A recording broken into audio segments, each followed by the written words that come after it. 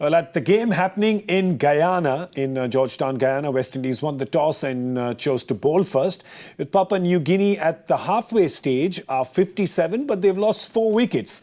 And that is the area of concern for them. Sesi Bao not out. He's hanging in there. He's 22 of 21. Their captain, Asad Walla, there was a couple of impressive shots from him in the power play, but he's out as well. We have Akeal Hosein, Moti, Shepherd and Alzarri Joseph, who've taken 1 wicket each. Hello and welcome to Cricbuzz Combox, also known as the GK and DK show.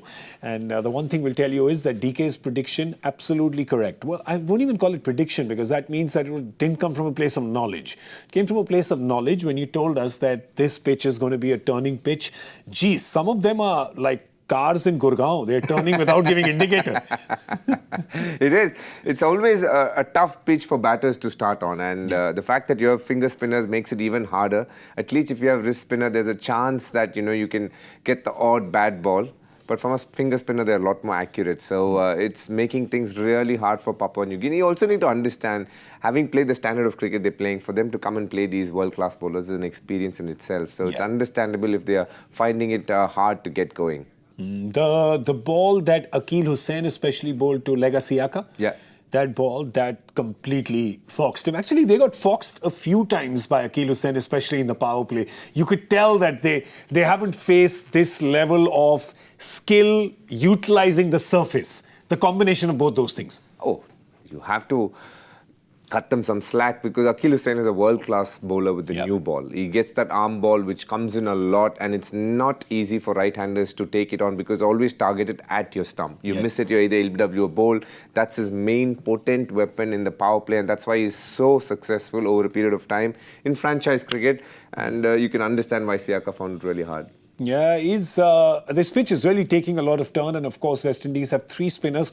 They also have Roston Chase, they have Gudakesh Moti, and this is what the bowlers have done so far. They've obviously, when it goes to spin, they've got 3 overs from Chase and Hosein, so that's 6, and then Moti's bowled the 1, so they've had 7 overs of spin in the first 10. So that's the surface, that's the team they've played, and I think that obviously when you're playing what PNG has been playing, when you're playing that league, that, as we always say with pace, that 130 to 140 is a big jump to make. It is. Similarly with spin, the deviation and then proper spin, that also then is tough to play, you can tell. It is, no doubt about it, because the quality of the spinners is how well they can impart revolutions on the ball. And the likes of Akeal Hosein, Gudakesh Moti, were solid bowlers, so you can understand how much revolutions they'll impart, and that will make it really hard for them. Generally, if you do see when the associate nations play, which is not a word I know you like using, but when they play, you don't get that kind of quality when those bowlers come through. To get impart revolutions takes a lot of skill. You need to be over the ball, and all of that is available in in current cricket, especially in the white ball format. Some of the bowlers are so skilled that not only can they vary the revolutions, but also their line and length as and when they please. So put all this together and it makes it really hard.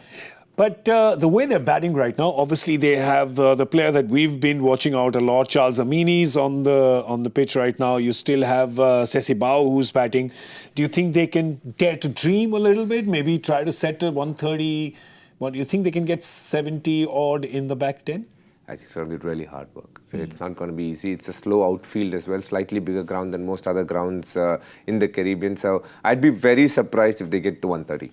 All right. Well, we'll have a look. Of course, for a lot of you, I'm sure you're watching Papua New Guinea for the first time. And I just hope that maybe 1 or 2 of these players, you have Sesi Bao, who's kind of hanging in there, maybe see a little bit from Charles Amini and, have these names pop up in our mind a lot more.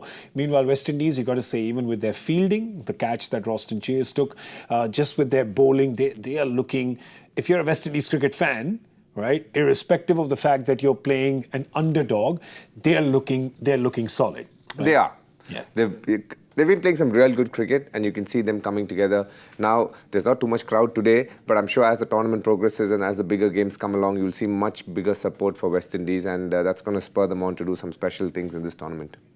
Okay, so the 11th over is done. They're 62 for 4. We're going to scoot out of here. We'll see you at the end of this innings on Cricbuzz Live. So do join us then. From GK and DK, it's GB. Goodbye.